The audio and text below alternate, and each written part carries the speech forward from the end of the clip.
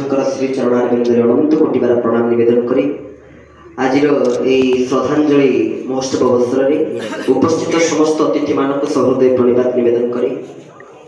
जहाँकर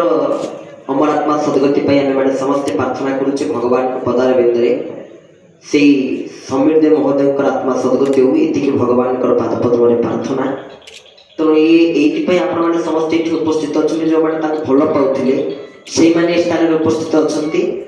तेरे आउ संसार में बर्तमान सब भल जिन मानते सब बड़ कथा हूँ भल पाइबा जनकर प्राण गला पर भी जहाँ आपण मैंने समस्ते भल पाती समस्ते पहुंची एकजुट होते सम्बन्ध किसी शुणापी सम्बन्ध कि जानापी यही उपस्थित समस्त श्रोताबंधु मानक सहृदय प्रणाम ज्ञापन करुचु ये माटी को प्रणाम निवेदन करुचु यापर मैंने अन्य अतिथि मान श्रवण कर अच्छु भगवान कथा कहते विषम कथा को समस्त को प्रणाम कर कथा विश्राम प्रणाम।